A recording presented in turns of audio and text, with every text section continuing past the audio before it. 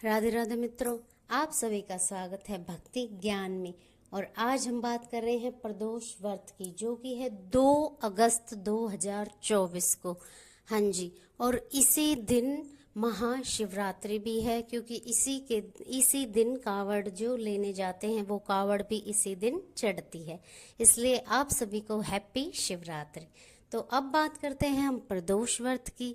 तो आज है शुक्रवार, तो यानी कि आज के दिन पड़ रहा है शुक्र प्रदोष व्रत। तो शुक्र प्रदोष व्रत में भगवान शिव और माता पार्वती के साथ साथ उनके पूरे परिवार की पूजा की जाती है, तो ये व्रत सफल होता है।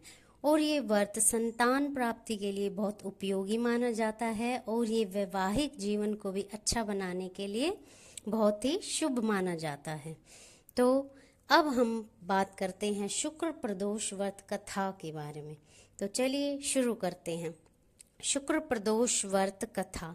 सूत जी बोले, प्राचीन काल की बात है कि एक नगर में 3 मित्र रहते थे। तीनों में घनिष्ठ मित्रता थी। उनमें एक राजा का बेटा, दूसरा ब्राह्मण का बेटा और तीसरा सेठ पुत्र था।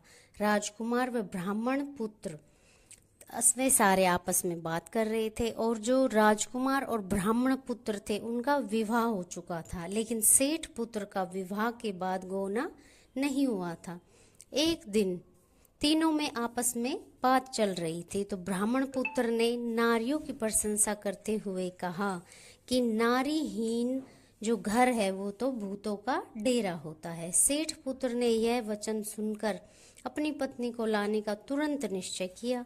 सेठ पुत्र अपने घर पर गया और अपने माता पिता को अपनी बात बताई।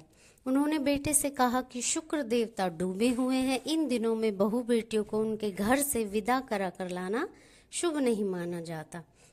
अतः शुक्र देव के उदय होने के बाद तुम अपनी पत्नी को विदा कराकर ले आना।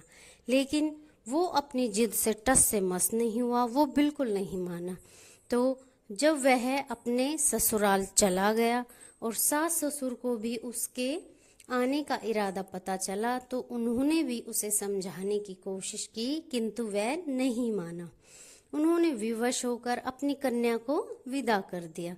ससुराल से विदा होकर पति पत्नी नगर से बाहर निकले ही थे कि बैलगाड़ी का पहिया टूट गया और बैल की एक टांग टूट गई।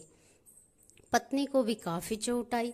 सेठ पुत्र ने आगे चलने का प्रयत्न जारी रखा। तभी डाकुओं से उनकी भेंट हो गई और वे उनका सारा धन लूटकर ले गए।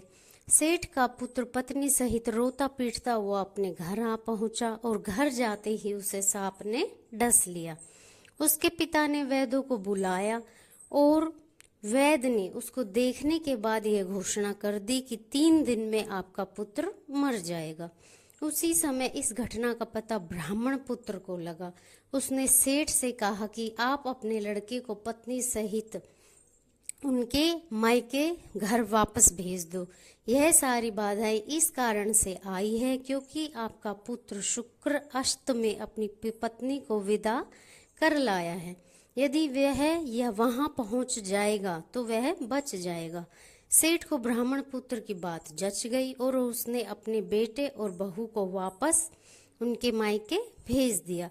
और वहां जाते ही सेठ की पुत्र की हालत ठीक होनी शुरू हो गई।